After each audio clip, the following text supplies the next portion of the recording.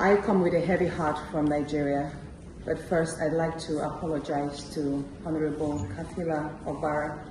I am not here to bring shame to our country. I'm here to seek help for the women of Nigeria. Again, my name is Senator Natasha Akpoti-Uduaghan. 5 days ago, on the 6th of March 2025, I was suspended.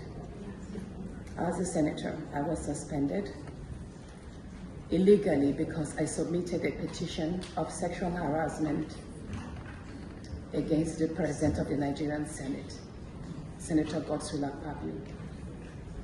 I thought that by submitting the petition, he would recuse himself, and both of us will submit ourselves to the Committee on Ethics, Privileges and Public Petition for a fair and transparent investigation. But unfortunately, I was silenced and I was suspended. I was suspended for 6 months, amongst many other stringent conditions, such as taking away my security, taking away all the officials, vehicles, and other items that were handed over to me as a senator. My salaries will be cut off. I must not appear anywhere near the National Assembly. And for 6 months, I'm not to introduce myself or present myself as a senator locally in Nigeria or internationally. That means I'm here illegally, but I have no other place to go but to come here and speak to you women, because this is a bigger picture.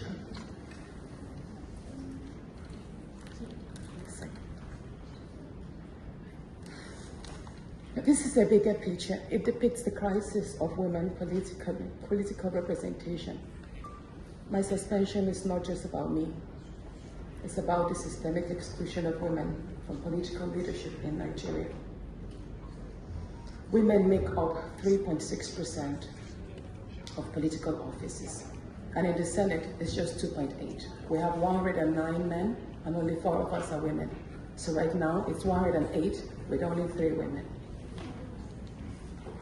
This is a clear case of political victimization, punishment for speaking out against impunity, corruption, and gender-based violence. The United Nations Declaration 48/104 declares sexual harassment as a form of gender violence. The Senate's actions are an assault on democracy. I was elected by my constituents to represent them. Yet a few powerful men have unilaterally decided to silence their voices by suspending me for 6 months. My call for an open and transparent investigation into harassment allegations have been met with hostility instead of accountability. If a female senator can be treated this way in the full view of the world, imagine what ordinary Nigerian women would go through every day in workplaces, in universities, and other aspects of our society. A culture of harassment and silencing must end. And this is not just a Nigerian issue, it's a global one. Women in politics, media, and businesses face threats, intimidation, and violence for simply demanding fairness. From sex for grades scandals in universities to harassment in workplaces and political spaces, Nigerian women have constantly been forced into silence. We need stronger legal protections and a zero culture tolerance for gender-based discrimination and intimidation. My call to the international community is such that the world must not stay silent as democracy and women's rights are rolled back in Nigeria. I call on human rights organizations, women movements, and democratic institutions to hold the Nigerian Senate accountable.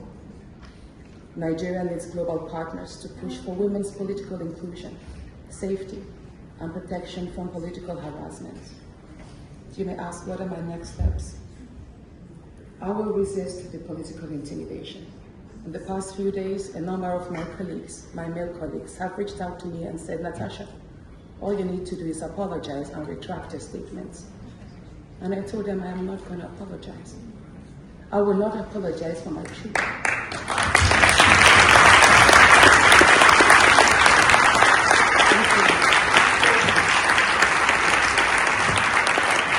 When I told them that I will stand the 6-month suspension, and the very first day I return, I will represent my petition on sexual harassment.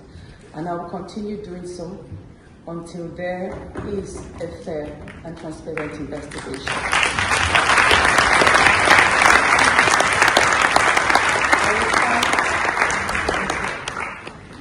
I will fight this injustice and continue to represent my constituents, whether the Senate wants to hear me or not.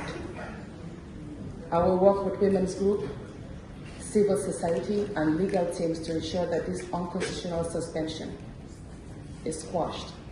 This is bigger than me. This is about ensuring that no other woman in politics or public office will ever be silenced again. Thank you so much.